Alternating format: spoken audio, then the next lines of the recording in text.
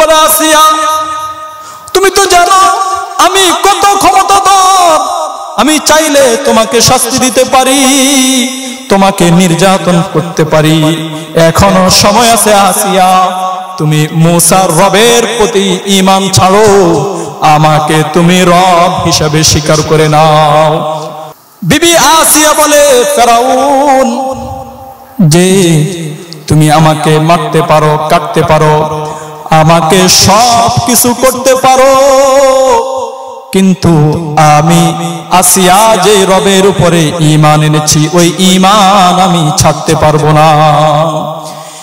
এরপরে ফেরাউন অত্যন্ত রাগান্বিত হইয়া ফেরাউন তার মন্ত্রী সবার সবাইকে ডাকলো, ডেকে বলে যে আসিয়াকে তোমরা গ্রেফতার করে নিয়ে আসো। তখন আসিয়াকে গ্রেফতার করার জন্য গেল, আসিয়াকে গ্রেফতার করে আনা হলো। আনার পরে মন্ত্রী সবার সামনে ফেরাউন আসিয়াকে বলে, আসিয়া এখনো সময় আছে, তুমি আমাকে রব হিসেবে স্বীকার করে নাও। আসিয়া বলে, ফেরাউন যেই রবের প্রতি একবার ঈমান এনেছি ওই ঈমান কোনোদিন ছাড়তে পারবো না, আমাকে তুমি মারতে পারো, কাটতে পারো, আমাকে তুমি এই দুনিয়া থেকে সরিয়ে দিতে পারো, কিন্তু আমি আসিয়া যে রবের প্রতি ঈমান এনেছি ওই ঈমান আমি কোনোদিন ছাড়তে পারবো না। আল্লাহু আকবার। এরপরে ফেরাউন তার লোকদেরকে বলে, তোমরা আসিয়ার নখগুলো তুলে নাও। আসিয়ার হাতের নখ তুলে নেওয়া হলো, পায়ের নখ তুলে নেওয়া হলো। আসিয়াকে দুই পাশে হাত দিয়ে তার হাতের মধ্যে ফেরেক মারা হলো, দুই পা দুই দিকে দিয়ে তার পায়ের মধ্যে ফেরেক মারা হলো। এরপর ব্লেড এনে আসিয়ার সমস্ত শরীর ব্লেড দিয়ে এঁকে দিল, সমস্ত শরীর থেকে তার চামড়া খুলে নিল, এতটুকু পর্যন্ত ক্ষান্ত হয় নাই। ফেরাউন বলে, তোমরা আমার জন্য বাটা মরিচ নিয়ে আসো। বাটা মরিচ নিয়ে আসার পর ফেরাউন আসিয়ার কাটা গায়ের মধ্যে লাগিয়ে দেয়। আসিয়া এই যন্ত্রণা সহ্য করতে না পারে আসিয়া আল্লাহ তাআলার কাছে বলে, রব্বি বিনি লি ইনদাকা বাইতান ফিল জান্নাহ, ওগো আল্লাহ তুমি আমার জন্য জান্নাতের মধ্যে একটা ঘর বানাও। আল্লাহ সুবহানাহু ওয়া তাআলা আসিয়ার কষ্ট দেখে আল্লাহ সুবহানাহু ওয়া তাআলা জিবরাইলকে ডাক দিয়ে বলে, জিবরাইল যাও যাও যাও, আসিয়ার জন্য জান্নাতের মধ্যে যেই ঘরটা আমি বানাইলাম ওই ঘরটা তুলে নিয়ে আসিয়ার সামনে ধরো। তখন জিবরাইল জান্নাত থেকে ওই আসিয়ার জন্য বানানো ঘরটা আসিয়ার সামনে তুলে ধরলো। আসিয়ার চোখের পর্দা খুলে দেওয়া হলো। আসিয়া ওই জান্নাতের দিকে তাকিয়ে তাকিয়ে আসিয়া ঈমান অবস্থায় শহীদ হয়ে যায়। আল্লাহু আকবার। কেউ যদি নামাজ আদায় করে, নামাজ আদায় করার কারণে তার ঈমান বৃদ্ধি পায়। কেউ যদি রোজা রাখে, এই রোজা রাখার কারণে তার ঈমান বৃদ্ধি পায়। কেউ যদি যাকাত দেয়, যাকাত দেওয়ার কারণে তার ঈমান বৃদ্ধি পায়। কেউ যদি হজ করে, হজ করার কারণে তার ঈমান বৃদ্ধি পায়। কেউ যদি সত্য কথা বলে, সত্য কথা বলার কারণে তার ঈমান বৃদ্ধি পায়। কেউ যদি জিকির করে, এই জিকির করার কারণে তার ঈমান বৃদ্ধি পায়। কেউ যদি কোরআন তেলাওয়াত করে, এই কোরআন তেলাওয়াত করার কারণে তার ঈমান বৃদ্ধি পায়। এই কারণে আল্লাহ সুবহানাহু ওয়া তাআলা কোরআনুল কারীমের মধ্যে বলে, ইন্নামাল মুমিনুনা আল্লাযীনা ইযা যুকিরাল্লাহু ওয়াজিলাত কুলুবুহুম ওয়া ইযা তুলিয়াত আলাইহিম আয়াতুহু যাদাতহুম ঈমানাও ওয়া আলা রাব্বিহিম ইয়াতাওয়াক্কালুন। এই আয়াতের মধ্যে আল্লাহ সুবহানাহু ওয়া তাআলা বলেন, প্রকৃত মুমিন হচ্ছে ওই ব্যক্তি যাদের অন্তরে আল্লাহ তাআলার নাম নিলে যাদের অন্তর ভয়ে কম্পন শুরু করে এবং আল্লাহ তাআলার কোরআনের আয়াত তাদের সামনে তেলাওয়াত করলে যাদাতহুম ঈমানা, তাদের ঈমান বৃদ্ধি পায়। ওয়া আলা রাব্বিহিম ইয়াতাওয়াক্কালুন, আর সর্বদা তারা তাদের রবের উপরে তাওয়াক্কুল করে। এরকম ঈমান নিয়ে যদি কেউ মৃত্যুবরণ করে, মৃত্যুর দুয়ারে প্রবেশ করার সাথে সাথে ওই ব্যক্তি সরাসরি জান্নাতে চলে যাবে। আল্লাহু আকবার। এই কারণে আল্লাহর রাসূল বলেছেন, কারো ঈমান বৃদ্ধি পায়, কারো ঈমান কমে যায়। আল ঈমানু ইয়াজিদু ওয়া ইয়ানকুস, কারো ঈমান কমে আবার কারো ঈমান বাড়ে। সাহাবীরা জিজ্ঞাসা করলেন, ইয়া রাসূলুল্লাহ, ঈমান কিভাবে বাড়ে? তখন আল্লাহর রাসূল বলে, যারা নেক আমল করে, নেক আমল করার কারণে তাদের ঈমান বৃদ্ধি পায়, আর যারা বদ আমল করে, বদ আমল করার কারণে তাদের ঈমান কমে যায়। যারা খারাপ কাজ করে, মদ খায়, গাঞ্জা খায়, যাদের কাছে দ্বীনের কাজ ভালো লাগে না, যারা সব সময় গুনাহের কাজের মধ্যে লিপ্ত থাকে, এই গুনাহের কাজের মধ্যে লিপ্ত থাকার কারণে তাদের ঈমান কমে যায়। এক পর্যায়ে তারা দিন থেকে দূরে সরে যায়। দিন থেকে দূরে সরে যাওয়ার কারণে, ঈমান কমে যাওয়ার কারণে তাদের কাছে নামাজ পড়তে ভালো লাগে না, রোজা রাখতে ভালো লাগে না, হজ করতে ভালো লাগে না। তারা সমস্ত গুনাহের কাজ তারা করে। এই কারণে আল্লাহর রাসূল বলেন, গুনাহের কাজ করতে করতে এক পর্যায়ে তাদের ঈমানটা তাদের দেহ থেকে বের হয়ে যায়, এরপর সে মৃত্যুবরণ করে বেঈমান অবস্থায়। নাউযুবিল্লাহ। আমাদের ঈমান তো হচ্ছে এত দুর্বল যে আমরা মানুষের সামনে দাঁড়িয়ে হক কথা বলতে পারি না। কেউ খারাপ কাজ করতেছে তাকে আমরা বাধা দিতে পারি না, কেউ চুরি করতেছে তাকে আমরা চুরি থেকে বাধা দিতে পারি না, চোরকে চোর বলার সাহস আমরা রাখি না, ডাকাতকে ডাকাত বলার সাহস আমরা রাখি না, যারা চাঁদাবাজকে চাঁদাবাজ বলার সাহস আমরা রাখি না, যারা টেন্ডারবাজকে টেন্ডারবাজ বলার সাহস আমরা রাখি না, যারা ডাকাতকে ডাকাত বলার সাহস আমরা রাখি না, যারা খুন করে তাদেরকে খুনি বলার সাহস আমরা রাখি না। আমাদের ঈমান অতটা দুর্বল হয়ে গেছে। আজকে সারা বাংলাদেশে সব জায়গায় চাঁদাবাজি চলছে। টেম্পো স্ট্যান্ডে চাঁদাবাজি, সিএনজি স্ট্যান্ডে চাঁদাবাজি, বাস স্ট্যান্ডে চাঁদাবাজি, ঘাটগুলোতে চাঁদাবাজি, নৌকা ঘাটে চাঁদাবাজি, লঞ্চ ঘাটে চাঁদাবাজি, চাকরি নিতে গেলে ঘুষ, সব জায়গায় আজকে ঘুষ, সুদ আর চাঁদাবাজি ভরে গেছে। কিন্তু এই সকল চাঁদাবাজকে জোর গলায় চাঁদাবাজ বলার শক্তি আমরা রাখি না। আমাদের ঈমান অতটা দুর্বল হয়ে গিয়েছে। সকালবেলা ঘুম থেকে উঠে আমরা মসজিদে আসতে পারি না। আমাদের ঈমান আমাদেরকে ঘুম থেকে জাগ্রত করে নামাজে দাঁড় করাইতে পারে না। এই পরিমাণ দুর্বল আমাদের ঈমান হয়ে গিয়েছে। মুহতারাম হাজিরিন, মানুষকে কষ্ট না দেওয়া এটাও ঈমানের আলামত। আল্লাহর রাসূল সাল্লাল্লাহু আলাইহি ওয়াসাল্লামের সামনে দুইজন মহিলার আলোচনা হয়েছে। হযরত ওমর বলে, ইয়া রাসূলুল্লাহ, আমাদের সমাজে দুইজন মহিলা এমন আছে যাদের একজন 5 ওয়াক্ত নামাজ আদায় করে, পাশাপাশি সে নফল নামাজ আদায় করে, তাহাজ্জুদ আদায় করে, আওয়াবিন আদায় করে। ওই মহিলা ফরজ রোজা তো রাখে, পাশাপাশি ওই মহিলা নফল রোজা রাখে।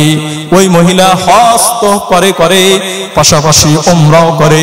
ওই মহিলা যাকাত তো দেয়, পাশাপাশি নফল দান সদকাও করে। কিন্তু ইয়া রাসূলুল্লাহ, ওই মহিলা তার প্রতিবেশীকে কষ্ট দেয়, ওই মহিলার আচরণে প্রতিবেশী সন্তুষ্ট নয়, তখন আল্লাহর রাসূল সাল্লাল্লাহু আলাইহি ওয়াসাল্লাম বলে, ওই মহিলা যতই নেক আমল করুক না কেন, ওই মহিলা মানুষকে কষ্ট দেওয়ার কারণে ওই মহিলার স্থান হবে জাহান্নামের মধ্যে। এরপরে হযরত ওমর বলে, ইয়া রাসূলুল্লাহ, আমাদের সমাজে আরেকজন মহিলা আছে, যেই মহিলা শুধুমাত্র 5 ওয়াক্ত নামাজ আদায় করে, নফল নামাজ তেমন আদায় করে না, শুধুমাত্র রোজা রাখে, নফল রোজা তেমন আদায় করে না, শুধুমাত্র যে রমজান মাসে রোজাগুলো রাখে। ওগো আল্লাহর রাসূল, ওই মহিলা তিনি তেমন দান সদকা করে না, শুধুমাত্র ওই ব্যক্তির উপরে, ওই মহিলার উপরে যাকাত ফরজ হলে যাকাত আদায় করে, কিন্তু ইয়া রাসূলুল্লাহ, ওই মহিলা মানুষের সাথে ভালো ব্যবহার করে, মানুষের সাথে খারাপ ব্যবহার করে না, মানুষকে কষ্ট দেয় না। তখন আল্লাহর রাসূল সাল্লাল্লাহু আলাইহি ওয়াসাল্লাম বলেন, ওই মহিলা যদিও নফল ইবাদত কম করে, কিন্তু ওই মহিলা প্রতিবেশীকে কষ্ট না দেওয়ার কারণে ওই মহিলা হচ্ছে একজন জান্নাতি মহিলা। আল্লাহু আকবার। তাহলে মুসলমানকে কষ্ট না দেওয়া, এটাও হচ্ছে ঈমানের সবচেয়ে বড় আলামত, ঠিক না ঠিক? মুহতারাম হাজিরিন, ঈমান হতে হবে ফিরআউনের স্ত্রী বিবি আসিয়ার মতো মৃত্যুর সামনে দাঁড়িয়ে গেছে, সমস্ত নির্যাতন সহ্য করেছে, তারপরও ঈমান ছাড়তে আসিয়া রাজি হয় নাই। আসিয়া গোপনে গোপনে আল্লাহ তাআলার উপরে ঈমান এনেছে, আল্লাহ তাআলার উপরে ঈমান এনেছে। দীর্ঘদিন গোপনে গোপনে সে আল্লাহ তাআলার ইবাদত করে, আল্লাহ তাআলার জিকির করে, আল্লাহকে ডাকে। কিন্তু হঠাৎ করে একদিন ফেরাউন জানতে পারে আসিয়া মুসার রবের প্রতি ঈমান এনেছে।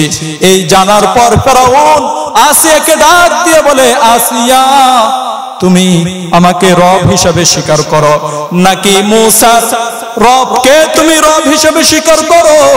হযরতে আসিয়া বলে যে আমি মুসার রবের প্রতি ঈমান এনেছি। আল্লাহু আকবার। এত বড় পাওয়ারফুল ক্ষমতাসীন ফেরাউনের সামনে উচ্চ কণ্ঠে আসিয়া বলে, আমি মুসার রবের প্রতি ঈমান এনেছি। এরপরে ফেরাউন বলে, আসিয়া, তুমি তো জানো আমি কত ক্ষমতাধর, আমি চাইলে তোমাকে শাস্তি দিতে পারি, তোমাকে নির্যাতন করতে পারি, এখনো সময় আছে। আসিয়া, তুমি মুসার রবের প্রতি ঈমান ছাড়ো, আমাকে তুমি রব হিসাবে স্বীকার করে নাও। বিবি আসিয়া বলে, ফেরাউন, যে তুমি আমাকে মারতে পারো, কাটতে পারো, আমাকে সব কিছু করতে পারো, কিন্তু আমি আসিয়া যে রবের উপরে ঈমান এনেছি, ওই ঈমান আমি ছাড়তে পারবো না। এরপরে ফেরাউন অত্যন্ত রাগান্বিত হইয়া ফেরাউন তার মন্ত্রী সবার সবাইকে ডাকলো, ডেকে বলে যে আসিয়াকে তোমরা গ্রেফতার করে নিয়ে আসো। তখন আসিয়াকে গ্রেফতার করার জন্য গেল, আসিয়াকে গ্রেফতার করে আনা হলো। আনার পরে মন্ত্রী সবার সামনে ফেরাউন আসিয়াকে বলে, আসিয়া, এখনো সময় আছে, তুমি আমাকে রব হিসেবে স্বীকার করে নাও। আসিয়া বলে, ফেরাউন, যেই রবের প্রতি একবার ঈমান এনেছি, ওই ঈমান কোনোদিন ছাড়তে পারবো না। আমাকে তুমি মারতে পারো, কাটতে পারো, আমাকে তুমি এই দুনিয়া থেকে সরিয়ে দিতে পারো, কিন্তু আমি আসিয়া যে রবের প্রতি ঈমান এনেছি, ওই ঈমান আমি কোনোদিন ছাড়তে পারবো না। আল্লাহু আকবার। এরপরে ফেরাউন তার লোকদেরকে বলে, তোমরা আসিয়ার নখগুলো তুলে নাও। আসিয়ার হাতের নখ তুলে নেওয়া হলো, পায়ের নখ তুলে নেওয়া হলো। আসিয়াকে দুই পাশে হাত দিয়ে তার হাতের মধ্যে ফেরেক মারা হলো, দুই পা দুই দিকে দিয়ে তার পায়ের মধ্যে ফেরেক মারা হলো। এরপর ব্লেড এনে আসিয়ার সমস্ত শরীর ব্লেড দিয়ে এঁকে দিল, সমস্ত শরীর থেকে তার চামড়া খুলে নিল। এতটুকু পর্যন্ত ক্ষান্ত হয় নাই। ফেরাউন বলে, তোমরা আমার জন্য বাটা মরিচ নিয়ে আসো। বাটা মরিচ নিয়ে আসার পর ফেরাউন আসিয়ার কাটা গায়ের মধ্যে লাগিয়ে দেয়। আসিয়া এই যন্ত্রণা সহ্য করতে না পারে আসিয়া আল্লাহ তাআলার কাছে বলে, রব্বি বিনি লি ইনদাকা বাইতান ফিল জান্নাহ, ওগো আল্লাহ তুমি আমার জন্য জান্নাতের মধ্যে একটা ঘর বানাও। আল্লাহ সুবহানাহু ওয়া তাআলা আসিয়ার কষ্ট দেখে আল্লাহ সুবহানাহু ওয়া তাআলা জিবরাইলকে ডাক দিয়ে বলে, জিবরাইল যাও যাও যাও, আসিয়ার জন্য জান্নাতের মধ্যে যেই ঘরটা আমি বানাইলাম ওই ঘরটা তুলে নিয়ে আসিয়ার সামনে ধরো। তখন জিবরাইল জান্নাত থেকে ওই আসিয়ার জন্য বানানো ঘরটা আসিয়ার সামনে তুলে ধরলো। আসিয়ার চোখের পর্দা খুলে দেওয়া হলো। আসিয়া ওই জান্নাতের দিকে তাকিয়ে তাকিয়ে আসিয়া ঈমান অবস্থায় শহীদ হয়ে যায়। আল্লাহু আকবার।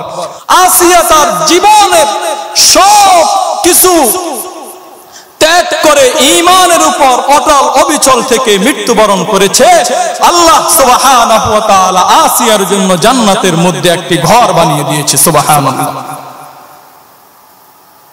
শুধুমাত্র তাই নয়, হযরত খাদিজাতুল কুবরা রাদিয়াল্লাহু তাআলা আনহা ইন্তেকালের সময় আল্লাহর রাসূল হযরতে খাদিজাকে ডাক দিয়ে বলে, খাদিজা জান্নাতের মধ্যে যখন তুমি প্রবেশ করবে, জান্নাতে যাওয়ার পর তুমি আমার বিবিদেরকে সালাম দিও।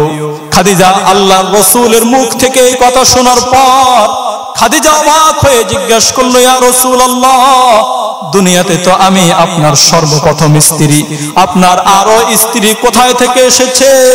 আল্লাহর রাসূল বলে, খাদিজা রে, হযরতে ঈসা আলাইহিস সালামের আম্মা মারিয়াম এবং ফেরাউনের স্ত্রী আসিয়া, আল্লাহ সুবহানাহু ওয়া তাআলা এই দুইজন নারীর সাথে আমার বিবাহ পড়িয়ে দিয়েছে।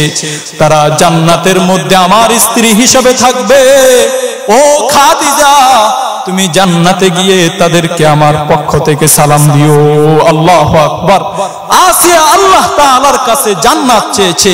আল্লাহ তাআলা তার জন্য জান্নাত বানিয়ে এবং তার স্বামী হিসাবে সর্বশ্রেষ্ঠ মানব মুহাম্মদুর রাসূলুল্লাহ সাল্লাল্লাহু আলাইহি ওয়াসাল্লামকে নির্ধারণ করে দিয়েছে। সুবহানাল্লাহ। মুহতারাম হাজিরিন, আল্লাহর রাসূল সাল্লাল্লাহু আলাইহি ওয়াসাল্লামের ভালোবাসা অন্তরের মধ্যে থাকার নাম হচ্ছে ঈমান। রাসূলকে কেউ গালি দিবে, সাথে সাথে তার প্রতিবাদ করার নাম হচ্ছে ঈমান। রাসূলের চরিত্র নিয়ে কেউ কটূক্ত করে কথা বলবে, সাথে সাথে তার প্রতিবাদ করার নাম হচ্ছে ঈমান। আল্লাহকে নিয়ে কেউ কটূক্ত করবে, কোরআনের বিধান নিয়ে কেউ কটূক্ত করবে, পর্দার বিধান নিয়ে কেউ কটূক্ত করবে, সাথে সাথে তার প্রতিবাদ করার নাম হচ্ছে ঈমান। ঠিক না বেঠিক? যেমনই ভাবে শাহবাগে যখন নাস্তিক মুরতাদরা যখন আল্লাহর রাসূলের বিরুদ্ধে কথা বলেছে, কটূক্ত করেছে, তখন তাওহীদি জনতা, ধর্মপ্রাণ মুসলমান হেফাজতে ইসলামের ব্যানারে তারা রক্ত দিয়ে ঈমানের নজরানা পেশ করেছে। ঠিক না বেঠিক? এইভাবে যখনই আল্লাহর রাসূলের ইজ্জতের উপরে আঘাত আসবে, তখন রক্ত দিয়ে শহীদ হয়ে ঈমানের নজরানা আমাদেরকে পেশ করতে হবে। মুহতারাম হাজিরিন, আল্লাহর রাসূল সাল্লাল্লাহু আলাইহি ওয়াসাল্লামকে জীবনের সব কিছু দিয়ে ভালোবাসার নাম হচ্ছে ঈমান। হযরত ওমর ফারুক বলে, ইয়া রাসূলুল্লাহ, আমি আমার পরিবার পরিজন থেকে আপনাকে বেশি ভালোবাসি। আল্লাহর রাসূল বলে, ওমর, এখনো পর্যন্ত তুমি মুমিন হতে পারো নাই। এর কিছুক্ষণ পরে হযরত ওমর বলে, ইয়া রাসূলুল্লাহ, এখন আমি আপনাকে আমার নিজের জানের থেকে, পরিবার পরিজন থেকে, সব কিছু থেকে আমি আপনাকে বেশি ভালোবাসি। আল্লাহর রাসূল বলে, ওমর এখন তুমি পরিপূর্ণ মুমিন হয়েছো। আল্লাহু আকবার। মুহতারাম হাজিরিন, আল্লাহর রাসূল সাল্লাল্লাহু আলাইহি ওয়াসাল্লামের ইন্তেকালের পর সাহাবায়ে কেরামের অবস্থা কেমন হয়েছিল? সাহাবায়ে কেরাম পাগলের মতো হয়ে গিয়েছিল। হযরত ওমর বলে, কেউ যদি বলে আল্লাহর রাসূল ইন্তেকাল করেছে, তাহলে তার দেহ থেকে গর্দান আলাদা করে দিবে। এরপর হযরত আবু বকর সকল সাহাবীদেরকে সামনে নিয়ে একটি ভাষণ দিয়েছে। আবু বকর কোরআনের আয়াত বলেছে, ইন্নাকা মাইয়িতুন ওয়া ইন্নাহুম মাইয়িতুন সুম্মা ইন্নাকুম ইয়াওমাল কিয়ামাতি তুবাসুন। এই আয়াত সমস্ত সাহাবীদেরকে শুনিয়ে দিয়েছে। তখন হযরতে ওমর তিনি এই আয়াত শোনার পর তিনি ঠান্ডা হয়ে গিয়েছে। হযরতে বেলালের অবস্থা কেমন হয়েছে? আল্লাহর রাসূলের ইন্তেকালের পর হযরতে বেলাল পাগল হয়ে গেছে। হযরতে বেলাল মদিনা ছেড়ে চলে গেছে। হযরতে বেলাল বলে, যেই শহরে রাসূল নাই ওই শহরে আমি বেলাল থাকবো না। হযরতে বেলালের বুক ফেটে, হযরতে বেলালের বুক ফেটে যায়, রাসূল ইন্তেকাল করেছে, ওই শহরে আমি আর থাকবো না। হযরতে বেলাল তার কাপড় চোপড় গুছিয়ে হযরতে বেলাল আবু বকরকে বলে, আবু বকর বিদায় দাও, বিদায় দাও। হযরতে আবু বকরের কাছ থেকে হযরতে বেলাল বিদায় নিয়ে শাম দেশে চলে যায়, শাম দেশে বসবাস শুরু করে দেয়। আল্লাহর রাসূল একদিন রাত্রে হযরতে বেলালকে স্বপ্ন দেখায়। হযরতে বেলালকে বলে, বেলাল তুমি কেমন নিষ্ঠুর হৃদয়ের মানুষ, তুমি কেমন কঠিন হৃদয়ের মানুষ। ও বেলাল, কতদিন হয়েছে তুমি আমার রওজার সামনে দাঁড়াও না, তুমি আমাকে সালাম দাও না, আমি রাসূল তোমাকে দেখতে চাই। হযরতে বেলালের ঘুম ভাঙার পর হযরতে বেলাল শাম দেশ থেকে রওনা হয়ে গিয়েছে। হযরতে বেলাল সর্বপ্রথম মদিনা আসার পর আল্লাহর রাসূলের রওজার সামনে দাঁড়িয়ে আল্লাহর রাসূলকে সালাম দিছে। এরপরে হযরতে বেলাল মসজিদে নববীতে ঢুকে নামাজ আদায় করেছে। হযরতে বেলালকে দিনের বেলায় অন্যান্য সাহাবীরা দেখে, সাহাবীরা আনন্দে তারা দিশেহারা হয়ে গিয়েছে। সাহাবীরা হযরতে বেলালের কাছে গিয়ে বলে, বেলাল অনেক দিন হয়েছে রাসূলের জামানার আজান শুনতে পাই না, ও বেলাল আজকে তুমি একটু আজান দাও, আমরা রাসূলের জামানার আজান শুনতে চাই। হযরতে বেলাল বলে, না না, আমি আজান দিব না, আমি আজান দিলে যদি আমি রাসূলকে দেখতে না পাই তাহলে আমি বেলাল ঠিক থাকতে পারবো না। হযরতে বেলাল সাহাবায়ে কেরামের এই আদেশ, সাহাবায়ে কেরামের এই অনুরোধ তিনি প্রত্যাখ্যান করে দিয়েছে। সাহাবায়ে কেরাম হযরতে হাসান এবং হযরতে হুসাইনের কাছে গিয়ে বলে, হাসান হুসাইন যাও যাও, বেলালকে একটু বলো বেলাল যেন আজান দেয়। হাসান হুসাইন এসে বেলালের কাছে এসে বলে যে আমরা নানার যুগের আজান শুনতে চাই, আপনি একটু আজান দেন। হাসান হুসাইন অনুরোধ করার কারণে হযরতে বেলাল হাসান হুসাইনের অনুরোধ প্রত্যাখ্যান করতে পারে নাই। হযরতে বেলাল হাসান হুসাইনের অনুরোধ রাখতে গিয়ে হযরতে বেলাল মিনারের উপর উঠে যায়। হযরতে বেলাল আজান দেওয়া শুরু করে দেয়। হযরতে বেলালের কণ্ঠে আজান শুনে সাহাবায়ে কেরাম পাগলের মতো হয়ে যায়, গলা কাটা মোরগ যেমনি ভাবে ছটফট করে সাহাবায়ে কেরামের অন্তর এরকম ভাবে ছটফট করা শুরু করে দিয়েছে। হযরতে বেলালের কণ্ঠে আজান শুনে মদিনার সমস্ত মহিলারা পর্দার আড়াল থেকে বের হয়ে এসেছে। আর একটা শিশু ডাক দিয়ে বলে, মাগো ওই যে বেলালকে দেখা যায়, বেলালের আজান শোনা যায়, ও মা বেলাল মদিনায় ফিরে এসেছে, হতে পারে আল্লাহর রাসূলও ফিরে এসেছে। বেলালের আজান শুনে সকলেই পাগল পারা হয়ে গিয়েছে। হযরতে বেলাল আজান দেওয়া শুরু করে দিয়েছে। আল্লাহু আকবার বলার সময় হযরতে বেলাল ঠিক ছিল। আশহাদু আল্লা ইলাহা ইল্লাল্লাহ বলার সময় হযরতে বেলালের অবস্থা ঠিক ছিল। কিন্তু যখন হযরতে বেলাল আশহাদু আন্না মুহাম্মাদার রাসূলুল্লাহ এই শব্দ বলার সাথে সাথে বেলাল যখন মসজিদে নববীর দিকে তাকিয়েছে, যখন দেখেছে রাসূল নাই, বেলাল মিনারের উপর থেকে ঘুরে পড়ে গিয়েছে, বেহুশ হয়ে পড়ে গিয়েছে। বেলালকে সকল সাহাবী ওই বেহুশ অবস্থায় বেলালকে নামিয়ে নিয়ে এসেছে। এই পরিমাণ রাসূলের প্রতি সাহাবায়ে কেরামের ভালোবাসা ছিল। সাহাবায়ে কেরাম রাসূলকে এই পরিমাণ ভালোবাসতেন যে নিজের জীবনের থেকে রাসূলের ভালোবাসা তাদের অন্তরের মধ্যে সবচেয়ে বেশি ছিল, যে নিজের জীবন দিতে প্রস্তুত। কিন্তু রাসূলের গায়ে একটা কাঁটার আঘাত লাগবে, এটাও সাহাবায়ে কেরাম সহ্য করতে পারেন নাই। নিজে মৃত্যুর জন্য প্রস্তুত, কিন্তু রাসূলের কোনো ক্ষতি হবে এটা সাহাবায়ে কেরাম মেনে নিতে পারেন নাই। যেমনই ভাবে হযরতে খুবাইব, আল্লাহর রাসূলের প্রিয় সাহাবী হযরতে খুবাইব কাফেরদের হাতে আটক হয়ে গেছে। হযরতে খুবাইবকে কাফের মুশরিকরা আটক করার পর ছোট্ট একটা ঘরের মধ্যে তাকে রাখে।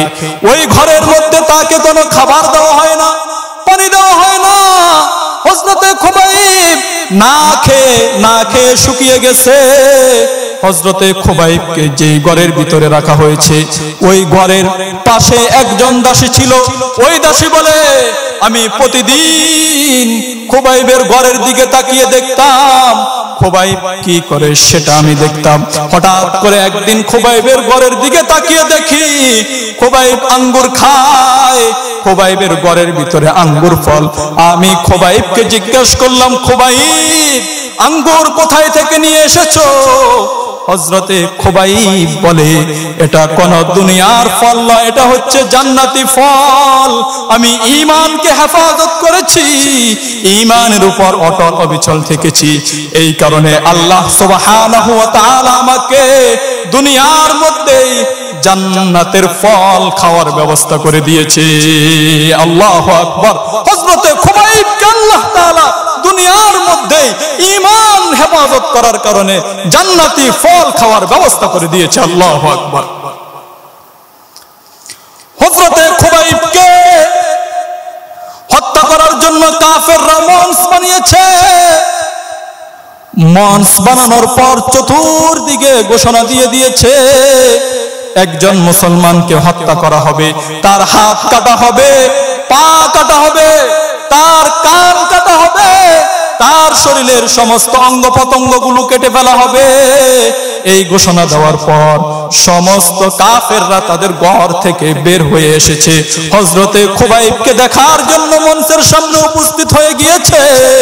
যেদিন হযরতে খুবাইবকে হত্যা করা হবে, হযরতে খুবাইবকে যেদিন শহীদ করা হবে, ওই দিন হযরতে খুবাইব একটা খুর নিয়ে তার হাতের নখ কেটেছে, পায়ের নখ কেটেছে, মোষগুলো ছোট করেছে, শরীরের অন্যান্য অবাঞ্ছিত পশমগুলো কেটেছে। হযরতে খুবাইব কেটে পুত পবিত্র হয়ে শহীদ হওয়ার জন্য প্রস্তুত হয়ে আছে। এরপর যখন হযরতে খুবাইবকে ঘর থেকে বের করে মঞ্চের দিকে নিয়ে যাওয়া হয়েছে, তখন হযরতে খুবাইবের দুইটা হাত রশি দিয়ে বেঁধে হযরতে খুবাইবকে ধাক্কা দিয়ে দিয়ে মঞ্চের সামনে নেওয়া হয়েছে। মঞ্চে ওঠার পর হযরতে খুবাইব কাফেরদেরকে বলে, তোমরা আমাকে 2 রাকাত নামাজ পড়ার সুযোগ করে দাও। তখন তাকে 2 রাকাত নামাজ পড়ার সুযোগ করে দেওয়া হয়েছে। হযরতে খুবাইব খুব স্বল্প সময়ে অনেক সুন্দরভাবে 2 রাকাত নামাজ আদায় করেছে। নামাজ আদায় করার পর হযরতে খুবাইব ওই সকল কাফেরদের উদ্দেশ্যে বলে, যদি তোমরা আমার ব্যাপারে এই ধারণা না করতে যে আমি খুবাইব হতে পারে মৃত্যুর ভয়ে নামাজ দীর্ঘায়িত করতেছি, যদি এই ধারণা তোমরা আমার প্রতি না করতে, তাহলে আমি খুবাইব আরো দীর্ঘ সময় নামাজ আদায় করতাম। আল্লাহু আকবার। হযরতে খুবাইব কাফেরদেরকে লক্ষ্য করে বলে, শুনো, মুসলমান কোনদিন মৃত্যুর ভয় করে না। মুসলমানদের জীবন শুরু হয় মৃত্যুর পরে। মৃত্যুর মধ্য দিয়ে মুসলমানদের আসল জীবন শুরু হয়। ওয়ালাস্তু উবালি মিনকুম হিনা উকতুলা মুসলিমান। ও শোনো, আমিও মৃত্যুর ভয় করি না, কারণ আমি মুসলমান অবস্থায় মৃত্যুবরণ করতেছি, আমি মৃত্যুর ভয় করি না। হযরতে খুবাইব নামাজ আদায় করার পর হযরতে খুবাইবকে মঞ্চের মধ্যে তার হাত বাঁধা হলো, পা বাঁধা হলো। হাত পা বাঁধার পর কাফেররা হযরতে খুবাইবকে বলে, খুবাইব, তোমাকে একটা কথা বলার বিনিময়ে তোমার জীবন ফিরিয়ে দেওয়া হবে। খুবাইব বলে, কি কথা? কাফেররা বলে, তুমি যদি এখানে দাঁড়িয়ে তোমার রাসূল মুহাম্মদকে যদি তুমি একটি গালি দিতে পারো, তাহলে গালি দেওয়ার বিনিময়ে তোমার জীবন ফিরিয়ে দিব। হযরতে খুবাইব কাফেরদেরকে লক্ষ্য করে বলে, শোনো কাফেররা, যেই রাসূলকে নিজের জীবনের থেকে বেশি ভালোবেসেছি, যেই রাসূলের জন্য আজকে এখানে দাঁড়িয়ে আছি, ওই রাসূলকে গালি দিয়ে আমি যেই জীবন ফিরে পাবো, ওই জীবন আমার দরকার নাই। আল্লাহ তাআলার কাছে আসমানের দিকে তাকিয়ে দোয়া করল, আল্লাহ, তোমার রাসূলের দ্বীন আমি পৌঁছে দেওয়ার জন্য এসেছি। ওগো আল্লাহ, তুমি তোমার রাসূলকে আমার ব্যাপারে অবগত করো, তারা আমার সামনে আমার সাথে তারা কিরূপ আচরণ করতেছে, তুমি তাদেরকে বলে রাখো, এদের সবাইকে তুমি শেষ করে দিবা, কাউকে তুমি বাঁচিয়ে রাখবা না। আল্লাহ তাআলা খুবাইবের দোয়া কবুল করে নিয়েছে। হযরতে খুবাইব এই কথা বলার পর খুবাইবকে কাফেররা তীর নিক্ষেপ করা শুরু করে দিয়েছে। তীর নিক্ষেপ করে, বর্ষা নিক্ষেপ করে, তলোয়ার দিয়ে আঘাত করে করে হযরতে খুবাইবকে তারা দুনিয়া থেকে বিদায় করে দিয়েছে। আল্লাহর রাসূল সাল্লাল্লাহু আলাইহি ওয়াসাল্লাম বসা ছিল। আল্লাহর রাসূলের কাছে সালাম পৌঁছে গিয়েছে। আল্লাহর রাসূল বলে, ওয়া আলাইকুমুস সালাম ইয়া খুবাইব। আল্লাহর রাসূলের সামনে সাহাবীরা ছিল। আল্লাহর রাসূল বলে, ও সাহাবীরা, খুবাইব শহীদ হয়ে গিয়েছে। আল্লাহু আকবার। আল্লাহর রাসূলকে গালি দেওয়ার বিনিময়ে জীবন ফিরিয়ে পাওয়ার কথা ছিল, কিন্তু গালি দেয় নাই, মৃত্যুবরণ করেছে। রাসূলকে গালি দিবে, এটা তারা কোনোদিন সহ্য করতে পারে নাই। মুহতারাম হাজিরিন, আমরা তো এমন এক নবীর উম্মত, যে নবী দোয়া করলে আল্লাহ তাআলা সাথে সাথে দোয়া কবুল করে নেয়। যেই নবী হেদায়েতের জন্য হাত তুললে সাথে সাথে আবু হুরায়রার মায়ের নিকট হেদায়েত পৌঁছে যায়। হযরতে আবু হুরায়রা আল্লাহর রাসূলের প্রিয় সাহাবী। হযরতে আবু হুরায়রার মা ছিল মুশরিক কাফের, সে মূর্তি পূজা করত। আবু হুরায়রা প্রতিদিন মাকে কালিমার দাওয়াত দিত, কিন্তু মা দাওয়াত গ্রহণ করতে অস্বীকৃতি জানাতো। মা কালিমা পড়তো না, মা ইসলাম গ্রহণ করতো না। প্রতিদিনের মতো আবু হুরায়রা একদিন তার মাকে কালিমার দাওয়াত দিয়েছে। কালিমার দাওয়াত দেওয়ার পর মা কালিমা না পড়ে মা উল্টা মুহাম্মাদুর রাসূলুল্লাহ সাল্লাল্লাহু আলাইহি ওয়াসাল্লামের ব্যাপারে কিছু খারাপ কথা আবু হুরায়রাকে শুনিয়ে দিয়েছে। আবু হুরায়রা মায়ের মুখে আল্লাহর রাসূলের ব্যাপারে খারাপ কথা শোনার পর আবু হুরায়রা কান্না করা শুরু করে দিয়েছে। আবু হুরায়রা কান্না করতে করতে আল্লাহর রাসূলের দরবারে পৌঁছে যায়। আল্লাহর রাসূলের দরবারে গিয়ে বলে, ইয়া রাসূলুল্লাহ, বুক ভরা ব্যথা নিয়ে, বুক ভরা কষ্ট নিয়ে আপনার কাছে এসেছি। ইয়া রাসূলুল্লাহ, আমার মাকে আমি প্রতিদিন কালিমার দাওয়াত দিই, মা কালিমা গ্রহণ করে না, ইসলাম গ্রহণ করে না। আজকেও মাকে কালিমার দাওয়াত দিয়েছি, কিন্তু মা আজকেও কালিমার দাওয়াত গ্রহণ না করে আপনার ব্যাপারে কিছু খারাপ কথা বলেছে। আমি আবু হুরায়রা সহ্য করতে পারি নাই। ওগো আল্লাহর রাসূল, আপনার কাছে আশা নিয়ে এসেছি, আপনি একটু আল্লাহ সুবহানাহু ওয়া তাআলার কাছে আমার মায়ের হেদায়েতের জন্য আপনি একটু দোয়া করে দেন। আল্লাহর রাসূল হাত তুলে বলে, আল্লাহুম্মা হদি উম্মি আবি হুরায়রা, আয় আল্লাহ, তুমি আবু হুরায়রার মাকে হেদায়েত দিয়ে দাও। এই দোয়া করার পর আবু হুরায়রা বাড়ির দিকে রওনা হয়েছে। আর বাড়ির দিকে যাওয়ার পর ঘরের সামনে দাঁড়িয়ে মাকে ডাক দেয়, মা দরজা খুলো। মা আবু হুরায়রাকে বলে, আবু হুরায়রা একটু দাঁড়াও। আবু হুরায়রা বুঝতে পারলো মা গোসল করতেছে, পানির কলকলা শোনা যায়। মা গোসল শেষ করার পর আবু হুরায়রার জন্য দরজা খুলে, দরজা খোলার পর আবু হুরায়রাকে সামনে রেখে আবু হুরায়রার মা বলে, আবু হুরায়রা আশহাদু আল্লা ইলাহা ইল্লাল্লাহু ওয়া আশহাদু আন্না মুহাম্মাদান আবদুহু ওয়া রাসূলুহু। আল্লাহু আকবার। আবু হুরায়রার মা কালিমা পড়ে মুসলমান হয়ে গেছে। আবু হুরায়রা অত্যন্ত খুশি হয়ে গেছে। আবু হুরায়রা আবার আল্লাহর রাসূলের দরবারের দিকে রওনা দিছে। আল্লাহর রাসূলের কাছে গিয়ে বলে, ইয়া রাসূলুল্লাহ, আমার মা কালিমা পড়ে মুসলমান হয়েছে, আপনার দোয়া আল্লাহ তাআলা কবুল করেছে। আল্লাহর রাসূল আল্লাহ তাআলার প্রশংসা করেছে, আল্লাহ তাআলার প্রশংসা করেছে। এরপর আবু হুরায়রা বলে, ওগো আল্লাহর রাসূল, আপনি একটু দোয়া করেন মানুষ যেন আমাদেরকে সম্মান করে, আমার মাকে যেন মানুষ সম্মান করে, মহব্বত করে, মানুষের অন্তরে যেন আমার প্রতি, আমার মায়ের প্রতি ভালোবাসা থাকে। তখন আল্লাহর রাসূল এই দোয়াটাও করে দিলেন। আবু হুরায়রা বলে, এরপর থেকে যেখানে গিয়েছি মানুষ আমাকে সম্মান করেছে, যেখানে আমার মা গিয়েছে ওইখানে আমার মাকেও মানুষ সম্মান করেছে। আল্লাহু আকবার। আল্লাহর রাসূল হাত তোলার সাথে সাথে আবু হুরায়রার মায়ের কাছে হেদায়েত পৌঁছে গেছে। মুহতারাম হাজিরিন, এরকম একটা নবী আমরা পেয়েছি।